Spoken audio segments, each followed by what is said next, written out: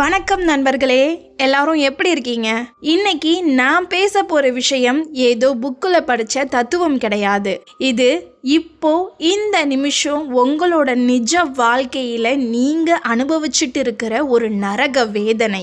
உங்களை யாருக்கும் புரியலனாலும் பரவாயில்ல, உங்க வலிய என்னால முழுசா உணர முடியுது. என் கண்ணை பார்த்து உங்க நெஞ்ச தொட்டு நேர்மையா சொல்லுங்க. காலையில தூங்கி முழிக்கும் போதே ஏண்டா விடிஞ்சுது, மறுபடியும் இந்த முகத்தை பார்க்கணுமா, மறுபடியும் இந்த வீட்டில் நடமாடணுமா அப்படின்னு உங்க உசுறு தொண்டைக்கிட்ட வந்து துடிக்குதா?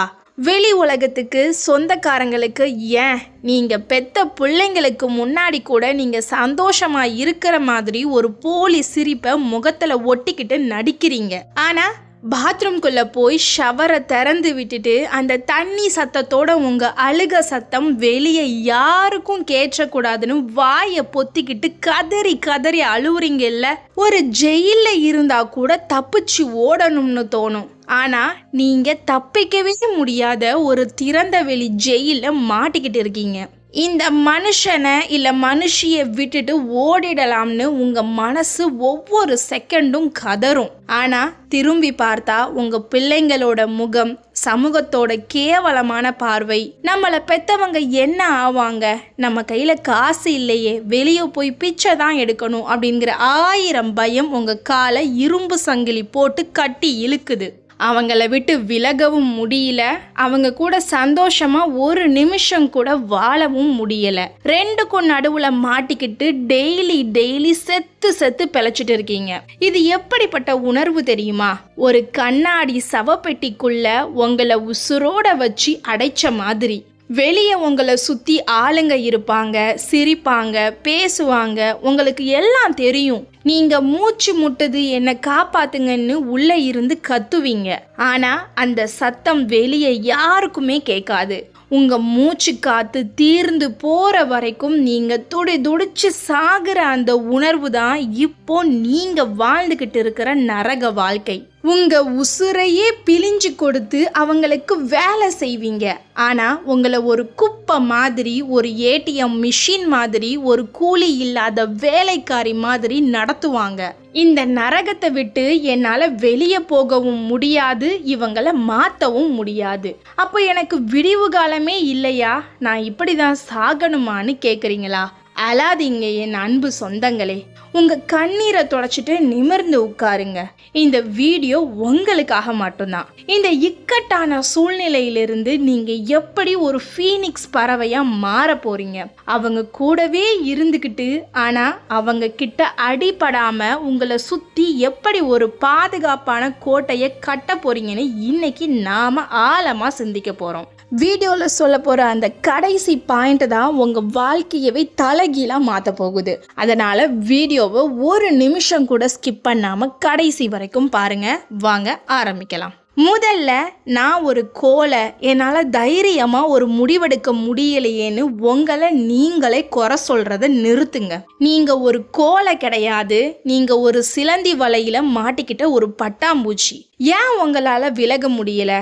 இதுக்கு பின்னாடி ஒரு கேவலமான சைக்காலஜி இருக்கு. உங்களை சித்திரவதை பண்ற அந்த நபருக்கு நல்லாவே தெரியும். இவளுக்கு போக வேற இடம் கிடையாது, இவளுக்கு காசு சம்பாதிக்க தெரியாது, இவ பிள்ளைங்களுக்காக என் காலில் விழுந்துதான் ஆகணும் அப்படிங்கிற அந்த திமிரு தான் அவங்கள அப்படி ஆட்டம் போட வைக்குது. நீங்களும் சின்ன வயசுல இருந்தே பொம்பளைனா கல்யாணமான வீட்டில் தான் உசுறு விடணும், குடும்பமான போயிடக்கூடாது, அட்ஜஸ்ட் பண்ணிக்கோன்னு கேட்டு அந்த தியாகி பட்டத்துக்காக உங்க உசுரையே பழி கொடுத்துட்டு இருக்கீங்க.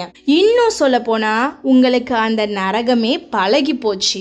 ஒரு அடிமைக்கு எப்படி சவுக்கடி பழகிடுமோ அப்படி அவங்க திட்டுறது, அவமானப்படுத்துறது எல்லாமே உங்க வாழ்க்கையோட ஒரு பகுதியா ஆக்கிக்கிட்டீங்க. ஆனா இப்போ ஒரு உண்மையை புரிஞ்சுக்கோங்க. நீங்க அந்த வீட்டை விட்டு உடம்பால வெளியே போக வேண்டிய அவசியம் இல்லை. ஆனால் மனசால நீங்கள் இன்னைக்கே அந்த வீட்டை விட்டு வெளியே போகணும். அது எப்படி? இது உங்களுக்கு புரிய வைக்க நிஜத்தில் நடந்த ரேவதின்னு ஒரு பொண்ணோட கதையை சொல்கிறேன். ரேவதிக்கு கல்யாணம் ஆகி 15 வருஷம் ஆகுது. 2 குழந்தைங்க. அவன் புருஷன் ஒரு ஈகோ பிடிச்ச அரக்கன். ரேவதி காலையில் 5 மணிக்கு எழுந்து அவனுக்கு சூடாக டீ போட்டு கொண்டு போய் கொடுப்பா. அவன் அதை குடிச்சிட்டு என்ன கருமமோ டீயா இது, உனக்கெல்லாம் எதுக்கடி உசுறு இருக்குன்னு மூஞ்சில அடிச்ச மாதிரி சொல்லிட்டு போவான். ரேவதி அங்கேயே உட்கார்ந்து கதறி அழுவா. நான் உசுரை கொடுத்து வேலை செய்கிறேனே, ஒரு நாள் கூட என்னை மனுஷியா மதிக்க மாட்டாரேன்னு துடிப்பா. ராத்திரி ஆனா வேற வழி இல்லாம, அவளுக்குன்னு எந்த ஆசையும் இல்லாம அவன் காலில் மிதிச்சுக்கிட்டே வாழ்ந்துட்டு இருந்தா.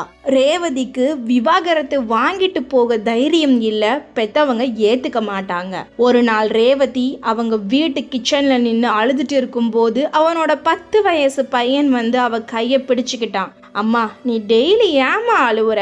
அப்பா திட்டுனா நீ பேசாம இருமா, நீ அழாத, எனக்கும் அழுக வருது அப்படின்னு சொன்னான். அந்த நிமிஷம் ரேவதியோட மண்டையில இடி இறங்குன மாதிரி இருந்துச்சு. இவன் என்னோட ரத்தத்தை மட்டும் குடிக்கல, என் பிள்ளையோட நிம்மதியையும் குடிக்கிறான்னு அவளுக்குள்ள ஒரு வெறி வந்துச்சு. அன்னைக்கு ரேவதி ஒரு மிகப்பெரிய முடிவெடுத்தா. அவ வீட்டை விட்டு வெளியே போகல, ஆனா அவளோட மைண்ட் செட்டை டோட்டலா மாத்தினா. அடுத்த நாள் காலையில ரேவதி டீ கொண்டு போய் கொடுக்கறா. அவன் வழக்கம் போல டீயை துப்பிட்டு சீ கரும உப்பு சப்பில்லன்னு கத்துறான். ஆனா அன்னைக்கு ரேவதி அழுகல, முகம் சுளிக்கல, ஒரு எக்ஸ்பிரஷனும் காட்டல. ரொம்ப கேஷுவலா ஓ அப்படியா சரி அப்படின்னு அந்த டீ கப்பை எடுத்துட்டு வந்து சிங்கில் ஊத்திட்டா. அவ பாட்டுக்கு பாட்டு கேட்டுட்டு தோசை ஊத்த ஆரம்பிச்சிட்டா. அவன் ஷாக் ஆயிட்டான். அவனுக்கு மூச்சு முட்டுது. நான் திட்டுனா இவ அழுது என் காலில் விழணும், இவ என்ன பாட்டு கேட்டுட்டு இருக்கான்னு அவனுக்கு கோபம் தலைக்கு ஏறுது. வந்து சத்தம் போடுறான். ரேவதி சும்மா திரும்பி பார்த்துட்டு, எனக்கு தோசை கருகிடும், நீங்க போய் உட்காருங்கன்னு சொல்லிட்டு திரும்பி நின்னுக்கிட்டா. அதுக்கப்புறம் ரேவதி அவன்கிட்ட எதையுமே எதிர்பார்க்கல. அவன் அன்பா பேசினா சிரிக்கல, திட்டுனா அழுகல. அவ வீட்டில் ஒரு பேயிங் கெஸ்ட் மாதிரி வாழ ஆரம்பிச்சா. சாப்பாடு போடுவா, துணி துவைப்பா. ஆனா அவன்கிட்ட தன்னோட மனசை கொடுக்கல. அவளுக்கு பிடிச்ச மாதிரி அவ வாழ்க்கைய வாழ ஆரம்பிச்சா. கொஞ்சம் தையல் வேலை செஞ்சு காசு சேர்த்தா. ஒரு கட்டத்துல அவன் பயந்துட்டான். இவளை நம்மால கண்ட்ரோல் பண்ண முடியலையேன்னு அவனுக்குள்ள ஒரு மரண பயம் வந்துச்சு. ரேவதி அன்னைக்கு அந்த வீட்டை விட்டு விலகல, ஆனா அவனோட கண்ட்ரோல்ல இருந்து முழுசா விலகி ஒரு ராணியா கெத்தா வாழ ஆரம்பிச்சுட்டான். என் அன்பு சொந்தங்களே, நீங்களும் ரேவதி மாதிரி வாழ ஆசைப்படுறீங்களா?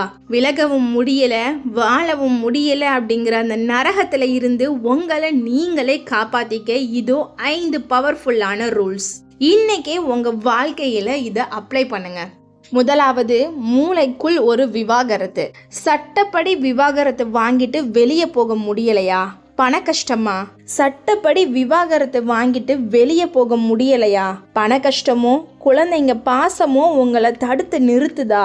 கவலையை விடுங்க. இன்னைக்கே இப்போவே உங்க மூளைக்குள்ள ஒரு கத்திரிக்கோலை எடுங்க. உங்களுக்கும் உங்களை சித்திரவதை பண்ற அந்த நபருக்கும் நடுவுல இருக்கிற அந்த எமோஷனல் தொப்புள் கொடியை ஈவு இரக்கமே இல்லாம நறுக்கி தூக்கி போடுங்க. இனிமே அவங்க உங்க புருஷனோ பொண்டாட்டியோ மாமியாரோ கிடையாது. அவங்க அந்த வீட்டுக்குள்ள உங்களோட தங்கி இருக்கிற ஒரு சக மனுஷன், அவ்வளவுதான். ஒரு லாட்ஜில் பக்கத்து ரூம்ல தங்கி இருக்கிற ஒரு முகம் தெரியாத நபர் மேல நீங்க பாசம் வைப்பீங்களா? அவங்க கிட்ட அன்பை எதிர்பார்ப்பீங்களா? மாட்டீங்கல்ல. அதே மைண்ட் செட்டை உங்க வீட்டுக்குள்ளேயும் கொண்டு வாங்க. இந்த உளவியல் விவாகரத்து உங்களுக்கு ஒரு இரும்பு கவசம் மாதிரி செயல்படும். இதை பண்ணிட்டீங்கன்னா அவங்க உங்களை கேவலமா திட்டுனா கூட, என் புருஷன் திட்டுறாரு, என் பொண்டாட்டி இப்படி பேசிட்டாலேன்னு உங்க மனசு வலிக்காது. ரோட்ல போற ஏதோ ஒரு பைத்தியக்காரன் கத்துறான், அதுக்கும் நமக்கும் என்ன சம்பந்தம்னு நீங்க ரொம்ப ஈஸியா கடந்து போயிடுவீங்க. அவங்க கூட ஒரே கட்டில்ல படுத்திருந்தா கூட மனசளவுல நீங்க அவங்கள விட்டு 1000 கிலோமீட்டர் தூரத்துல விலகி நின்று கெத்தா வாழ ஆரம்பிச்சிடுங்க. உங்க உடம்பு அந்த ஜெயிலுக்குள்ள இருக்கலாம், ஆனா உங்க மனசு ஒரு சுதந்திர பறவை. 2வது, உத்தமி பட்டத்தை குப்பையில தூக்கி போடுங்க. உங்களை அழிக்கிறதே உங்ககிட்ட இருக்கிற அந்த நான் ஒரு நல்லவ, நல்லவன், அவங்கள எப்படியாவது என் அன்பால் திருத்திடுவேன், என் பொறுமையால் புரிய வைப்பேன் அப்படிங்கிற முட்டாள்தனமான நம்பிக்கை தான். இதை நல்லா ஆழமாக மண்டையில் ஏற்றிக்கோங்க. ஒரு கள்ளிச்செடியை நீங்கள் எவ்வளவுதான் பாசமாக கட்டி பிடிச்சாலும் அது உங்களை குத்தி இரத்த காயமாக்கத்தான் செய்யும். ஒரு சாக்கடையை எவ்வளவுதான் சென்ட் அடிச்சு சுத்தம் பண்ணாலும் அது சாக்கடை தான். ஒரு சைக்கோவை, ஒரு ஈகோ பிடிச்ச அரக்கனை உங்களால் மாற்றவே முடியாது. அவங்கள திருத்துற வேலையை விட்டுட்டு உங்களை எப்படி காப்பாத்திக்கிறதுன்னு மட்டும் சுயநலமா யோசிக்க ஆரம்பிங்க. பொம்பளைனா பொறுத்து தான் போகணும், நீ அட்ஜஸ்ட் பண்ணா எல்லாம் சரியாகிடும்னு ஊர்க்காரங்களும் சொந்தக்காரங்களும் உங்க கழுத்துல கட்டி விட்டுருக்கிற அந்த தியாகி உத்தமி பட்டத்தை இன்னைக்கே கலட்டி குப்பை தொட்டியில வீசுங்க. உங்களை மதிக்காதவங்க முன்னாடி நீங்க நல்லவங்களா நடிக்க வேண்டிய அவசியமே கிடையாது. நீ திமிர் பிடிச்சவ, உனக்கு அடக்கமே இல்லை, நீ ஒரு கெட்டவனை அவங்க உங்ககிட்ட சொன்னா, ஆமாடா நான் கெட்டவ தான், எனக்கு திமிர் தான், உன்னால் என்ன புடுங்க முடியுமோ புடுங்கிக்கொண்டு கெத்தா கண்ணை பார்த்து சொல்லுங்க. அவங்க கொடுக்குற அந்த கேவலமான சர்டிஃபிகேட் உங்களுக்கு தேவையில்லை. 3வது, கருங்கல் தந்திரம். இந்த உலகத்தில் இருக்கிற எல்லா நச்சு உறவுகளுக்கும் பிடிச்ச ஒரே சாப்பாடு எது தெரியுமா? உங்களோட ரியாக்ஷன் தான். அவங்க உங்களை சீண்டும் போது நீங்க கதறி அழுதா அவங்க ஈகோவுக்கு அது பிரியாணி சாப்பிட்ற மாதிரி. நீங்க கோபப்பட்டு கத்துனா அவங்களுக்கு அது குளுக்கோஸ் ஏத்துன மாதிரி. நெருப்புல நீங்க விறக தூக்கி போட போட அது எப்படி சந்தோஷமா எரியுமோ அப்படி உங்க எமோஷனை நீங்க காட்ட காட்ட அவங்க இன்னும் உங்களை டார்ச்சர் பண்ணுவாங்க. அந்த நெருப்பை அணைக்க ஒரே வழி விறகு போடுறத நிறுத்துறது தான். இனிமே அவங்க உங்ககிட்ட சண்டைக்கு வந்தாலோ உங்களை காயப்படுத்த வார்த்தைகளை விட்டாலோ எந்த உணர்ச்சியும் இல்லாத ஒரு கருங்கல் மாதிரி, ஒரு உயிர் இல்லாத ரோபோட் மாதிரி மாறுங்க. முகம் சுளிக்க கூடாது, அழக்கூடாது, கோபப்படக்கூடாது, எந்த விளக்கமும் கொடுக்க கூடாது. சாப்பிட்டீங்களா? சரி, இல்லை, எனக்கு தெரியாது அப்படின்னு சுவாரஸ்யமே இல்லாம முகத்தை திருப்பி வச்சுக்கிட்டு ஒற்றை வார்த்தையில பேசுங்க. உங்க கண்ணீரும் கோபமும் கிடைக்காம போகும்போது அந்த சைக்கோகளுக்கு பசியில பைத்தியமே பிடிச்சிடும். இவரை நாம இழந்துட்டோமோன்னு பயந்து போய் அவங்க முழிக்கும் போது நீங்க உள்ளுக்குள்ள ஒரு ராஜாவா ராணியா சிரிப்பீங்க. 4வது, ரகசியமான ஒரு ஏணிப்படியை கட்டு. என்கிட்ட காசு இல்லையே, நான் வெளியே போனா பிச்சை தான் எடுக்கணும், என் பிள்ளைங்களுக்கு நான் எப்படி சோறு போடுவேன் அப்படிங்கிற அந்த ஒற்றை பயம்தான் உங்களை அவங்க அடிமையா கட்டி போட்டிருக்கு. உங்க சிறகுகளை வெட்டி போட்டுட்டு நீ பறக்கலையான்னு கேட்கிற கொடூரமான நரகத்துல நீங்க இருக்கீங்க. உங்களை டார்ச்சர் பண்றவங்களுக்கு நீங்க கொடுக்கக்கூடிய மிகப்பெரிய தண்டனை நீங்க அவங்கள சார்ந்து இருக்கிறத நிறுத்துறது தான். இன்னைக்கே ஒரு முடிவு எடுங்க. என்ன வேலை கிடைச்சாலும் சரி அதை செய்ய தயாராயிருங்க. ஒரு சின்ன தையல் machine, online data entry, tuition எடுக்கிறது, இல்லை வெளியே தைரியமாக போய் ஒரு 10 ரூபாய் சம்பாதிக்கிற வேலையாக இருந்தாலும் சரி உடனே ஆரம்பிங்க. உங்களை அறியாம அவங்களுக்கே தெரியாம உங்களுக்காக ஒரு ரகசிய சேமிப்பை உருவாக்குங்க. உங்களோட சொந்த உழைப்புல வந்த ஒரு 1000 ரூபாய் உங்க பாக்கெட்ல இருக்கும்போது உலகத்தையே நேருக்கு நேரா எதிர்க்கிற ஒரு அசுர தைரியம் உங்க கண்ணுல தானா வரும். அந்த ஃபினான்ஷியல் இண்டிபெண்டன்ஸ் தான் உங்களை இந்த ஜெயிலில் இருந்து வெளியே கூட்டிட்டு போகிற உங்களுக்கான ரகசிய ஏணிப்படி. 5வது, உங்களுக்கான சிறு தீவை உருவாக்குங்க. அந்த நச்சு உறவு மட்டும்தான் உங்கள் உலகம். அவங்க சிரிச்சாதான் உங்களுக்கு சந்தோஷம், அவங்க திட்டுனா உங்கள் வாழ்க்கையை இருட்டாகிடும்னு நினச்சி ஒரு மூலையில் முடங்கி கிடக்காதீங்க. ஒரு பெரிய பாலைவனத்துக்கு நடுவில் உங்களுக்குன்னு ஒரு சின்ன பூந்தோட்டத்தை உருவாக்குற மாதிரி அந்த நரக வீட்டுக்குள்ளேயே உங்களுக்குன்னு ஒரு சின்ன சந்தோஷ தீவை உருவாக்குங்க. அவங்களோட நிழல்ல இருந்து முழுசா வெளியே வந்து உங்களுக்கான வெளிச்சத்தை தேடுங்க. உங்க பிள்ளைங்க கூட நேரம் செலவழிங்க. உங்களுக்கு பிடிச்ச பாட்டை ஹெட்செட்ல முழு சத்தத்தோட கேளுங்க. சின்னதா ஒரு செடி வளர்க்க ஆரம்பிங்க. உங்களை உண்மையா நேசிக்கிற, உங்களை மனுஷனா மதிக்கிற நண்பர்கள் கூட போன்ல வாய் விட்டு சிரிச்சு பேசுங்க. நீ என்னடா என் சந்தோஷத்தை கெடுக்கிறது, என் சந்தோஷத்தோட ரிமோட் கண்ட்ரோல் என் கையில தாண்டா இருக்குன்னு அவங்க முன்னாடியே எந்த கவலையும் இல்லாத மாதிரி ரொம்ப சந்தோஷமா வாழ்ந்து காட்டுங்க. உங்களை அழ வைக்கணும்னு நினைக்கிற ஒருத்தன் முன்னாடி நீங்க எந்திரிச்சு நின்று திமிரா சிரிக்கிறீங்க பாருங்க, அதை விட ஒரு மரண அடி இந்த உலகத்துல வேற எதுவுமே கிடையாது. கடைசியா ஒன்று சொல்றேன் உறவுகளே, இதை உங்க ரத்தத்துல ஆழமா கலந்துக்கோங்க. கஷ்டப்பட்டா கடவுள் வந்து காப்பாத்துவாரு, என்னைக்காவது ஒரு நாள் ஒரு மேஜிக் நடக்கும்னு தயவு செஞ்சு உங்களை நீங்களே ஏமாத்திக்காதீங்க. உங்களை இந்த நரகத்துல இருந்து காப்பாத்த வானத்துல இருந்து எந்த தேவதையும் எந்த கடவுளும் இறங்கி வர மாட்டாங்க. நீங்க தான் உங்களுக்கான கடவுள், நீங்க தான் உங்களுக்கான தேவதை, நீங்க தான் உங்களுக்கான போர்வாள். விலகவும் முடியல வாழவும் முடியலன்னு தற்கொலை பண்ணிக்கலாம்னு நினைக்கிறீங்களா? சாவு உங்களை பார்த்து சிரிக்க முட்டாள் கிடையாது. நீங்க சாக வேண்டியது நீங்க இல்ல, உங்க மனசுக்குள்ள உட்கார்ந்துட்டு உங்களை பயமுறுத்துற அந்த பயம்தான் சாகணும், அந்த அடிமைத்தனம் தான் சாகணும், அந்த குற்ற உணர்ச்சி தான் சாகணும். அழுக்கடைஞ்ச அந்த கண்ணாடியை உடைச்சிட்டு வெளியே வாங்க.